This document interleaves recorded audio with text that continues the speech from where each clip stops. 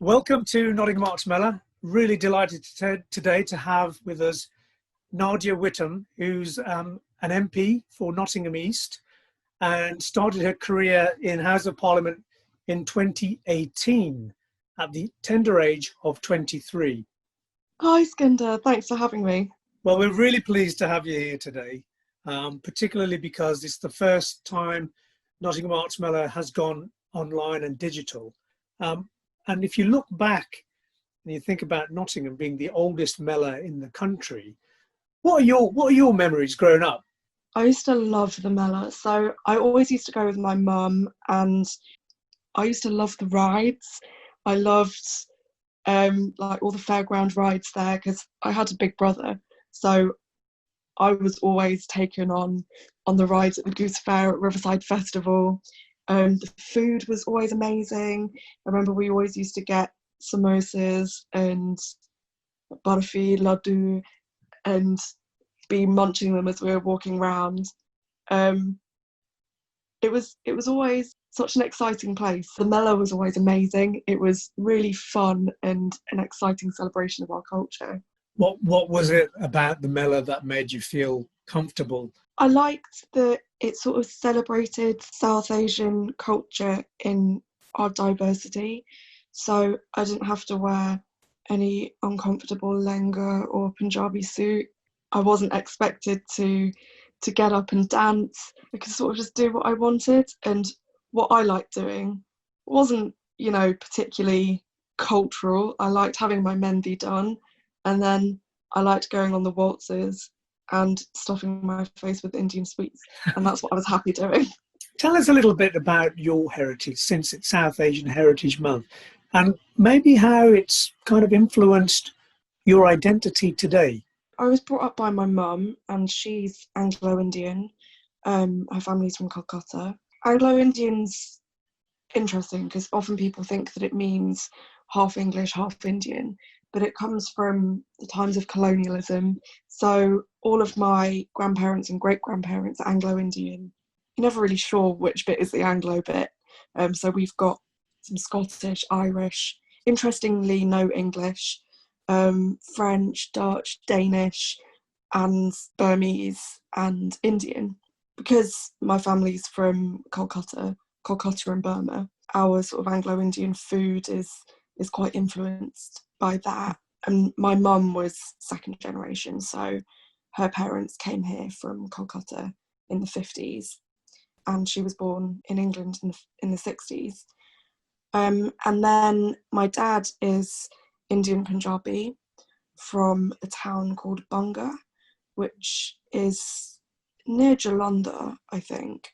So I've been influenced by both of those cultures, and he came here in the 70s. And have you had a chance to visit the ancestral homes of your mother and father? I would love to go to Kolkata, but I haven't been. I'd love to go and see where my grandparents grew up and what influenced them as young people. I've been to Punjab, went there for a wedding, and we also went to Rajasthan and Delhi. That was amazing. That was the first and only time that I've been to India.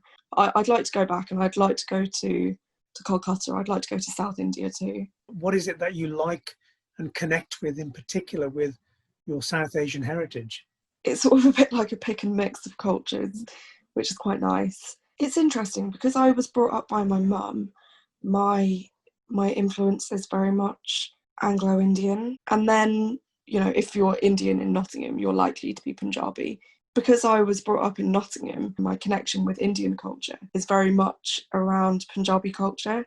So Punjabi food, Punjabi music. And I didn't realise actually until I went to Sri Lanka a couple of years ago how popular Punjabi culture is across South Asia. I was there and they were talking to me about, we were in a really small town where they didn't speak English. And they could see that I was Punjabi. They were saying like Bali Bali, and it was just fascinating how Punjabi culture and music, I think like that Punjabi lust for life and party culture, if you like, had travelled across South Asia. When I was there, they were eating rice with their hands, and I'm not used to doing that. But rather than thinking that I couldn't do that because I was English, they thought that I couldn't do it because I didn't have any roti. But it's also how they recognize that you're Punjabi without getting into the detail of your family. Because when you hear the name Nadia Whittome, you wouldn't necessarily think that's a Punjabi name. But Yeah, I don't think there were any Nadia recognize. Whittomes in Punjab. So how do they recognize you're Punjabi then? It's just you have a Punjabi face. Yeah, I often get told I have a Punjabi face. Well, they're often friendly faces.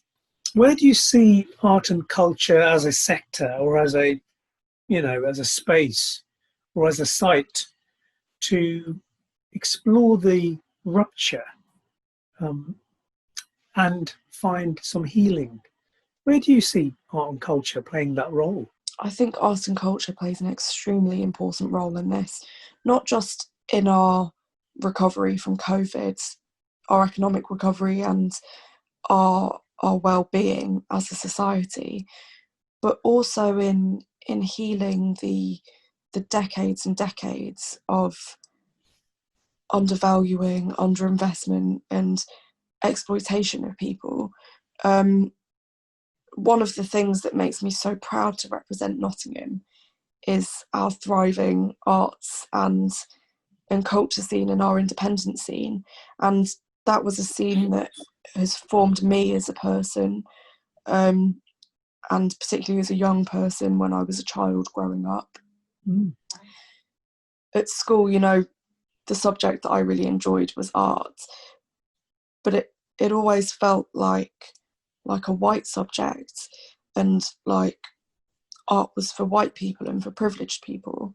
Like the Mellor played a big role in helping me to see that my culture had art as well, and that we brought value to that sector. So I was saying to you earlier that I was part of the Nottingham Contemporary Youth Group, led by Beau and Sean, and Beau's doing amazing work at the New Art Exchange and all across the city and the country. Was that group really allowed me to, I know it sounds corny, but really allowed me to find my voice and to see my value. And I think if it hadn't been for that group of young people, it was very much youth-led, I don't think I would have even finished my GCSEs. And I think it's just heartbreaking that young people now are being denied the opportunities that I had. We need to be properly investing in arts and culture, to be seeing it as something that enriches our society, enriches our lives. Like the people making these policies who are cutting local government funding and cutting funding to arts and culture, they know how important arts and culture is, because their children all go to the theatre and go to galleries and go on lovely European holidays, learn languages, learn an instrument. They know how important it is. They just don't think that our children deserve the same, and that needs to change. On behalf of Nottingham Arts Mellor, I'd like to say a big thank you for taking time out of a very intense schedule that you've probably got. No, it really is my pleasure. Enjoy the digital space and keep an eye on all of the other activities that are going on. We're grateful for the support from Arts Council England's emergency funds and all of our partners this year. See you all soon, and hopefully see you in the digital space as well. Thank you so much.